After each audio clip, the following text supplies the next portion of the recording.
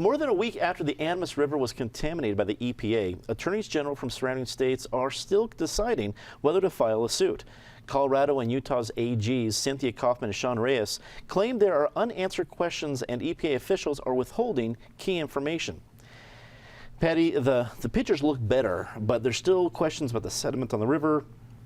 There's even other lawsuits that we know are coming from the Navajo Nation, which have been affected a little bit further downstream. Do you think Colorado's eventually going to be getting in line about this when it comes to filing a lawsuit? Well, I think it depends on if the EPA and the feds come up with a way to make some of the people who've suffered whole. I mean, we certainly know that the tourism industry in south of Silverton took a big hit from this. Silverton itself took a hit from this, and Silverton is very concerned that they'll take an even bigger hit if sudden moves to get it on the Superfund list come along.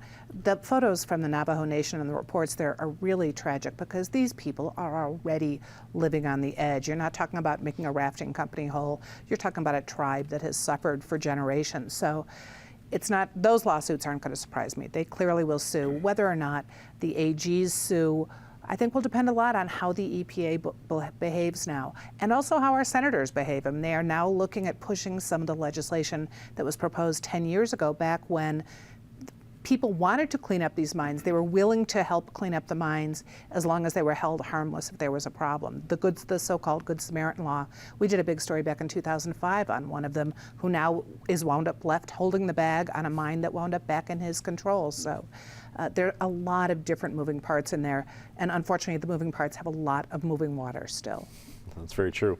David, I realize that even a large state like Colorado can't decide quickly if they're going to sue the federal government. It's a major endeavor, so I don't expect it to be a knee-jerk reaction. But what kind of timeline do you think is realistic for us to know if Colorado is going to pull a trigger on something like this realistically? Maybe a few weeks. I think Attorney General Coffman is conservative in a stylistic sense. She's not one of those people who typically runs into court to announce a suit that turns out not to have much basis, but yet a good press conference. I think she'll be very cautious and will go forward only if, after careful analysis, her attorneys determine there's a really strong case. Patty mentioned the Good Samaritan laws, and when there's all this talk about bipartisan common sense things, that's the epitome of it. The current Good Samaritan bill in Congress is sponsored by our Democratic Senator Bennett, Republican U.S. Representative Tipton. Both of Tipton's predecessors, Democrat Salazar and Republican McGinnis, sponsored the same thing, and it keeps getting blocked in Congress, in part because the Environmental Pollution Agency has less of an interest in cleaning up the environment than it does in long-term projects such as Superfund, which, and I've worked with EPA Superfund personnel, and they're very conscientious, good people, and who care about the environment and want to fix things. But the institutional EPA is more interested in long-term things that take forever to get done and therefore give EPA more bureaucratic reason to exist and expand. We have a strong proposal to fix it, and it ought to be quickly adopted. And by the way, the EPA, in terms of being forthcoming, Colorado Peak Politics looked at the report they gave to the National Spill Reporting Center, which turned out to be largely false. Who caused the spill? Don't know, says the EPA. Oh, that's sure a big question for us. No idea. How much was discharged into the water? Zero. And Governor Martinez, they said they were going to notify state, local officials, county officials, law enforcement. Governor Martinez didn't find out about this from the EPA. She found out about it because one of the Indian tribes in New Mexico came to her and told her about it. So I would say the EPA is about the last organization you would turn to fix this problem. Sounds like family circuses, not me, is filling out the EPA forms for him.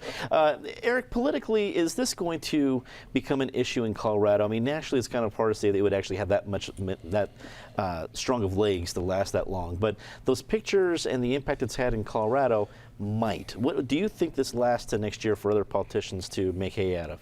I think some of the secondary issues, or the issues still to develop, can become political footballs. I don't think the spill itself, I mean, Hickenlooper quickly, I mean, Hickenlooper's a guy who 95 times out of 100 is going to sing off the Democratic party sheet music and punch the Obama administration's ticket. But he was pretty quick and pretty harsh in his treatment of the EPA, and he was right both politically and on its merits to do exactly that. I'm taken by the complete juxtaposition between the EPA as an actor, or the originator, the culprit in this whole thing. Not that they didn't have good reason to be there, but they were incredibly cavalier and careless about how they did it. But the juxtaposition between them in that role versus them in a monitoring role or in a cleanup role or in a regulatory role. And what David points out and other people have pointed out, that would never for a minute fly if they were in any of those other roles. But now you see something about a culture of an organization when they're under the gun like this, and I'm not sure what we're seeing is all that particularly attractive. Ultimately, it's not just the issue of this particular mine or even this particular river. Ultimately, as has been pointed out by Patty and David, we got to come to grips with what to do with all these old mine sites in the state. Ben, to Eric's point, does the EPA lose some credibility here that could possibly be taken advantage of by future spills or problems? I mean, hey, if the EPA isn't going to take care of their own business so well, really what's their credibility there to back up another corporation to clean up a future mess? Do you think there's some future problems for them here? Well, I think that there's plenty of people in the energy industry that were perfectly happy to turn the EPA into a punching bag over this. And I think that there's plenty of blame to go around, and certainly the EPA should. And I think from what I'm reading in trade publications and just in the normal press, they are taking some of the responsibility.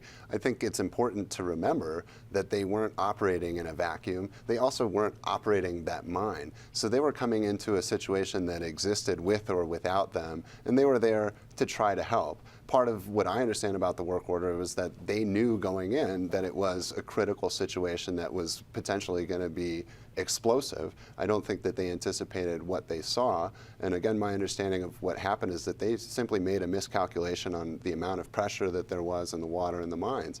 And I think it's human error, which we're certainly all subject to. To answer your question, yeah, I think it's going to harm their credibility, but I think that the groups that are going to be really dealing with them are always willing and on the lookout for opportunities to harm that credibility anyway. So I think on the macro level, it will have no effect on their ability to deal with these issues as they crop up.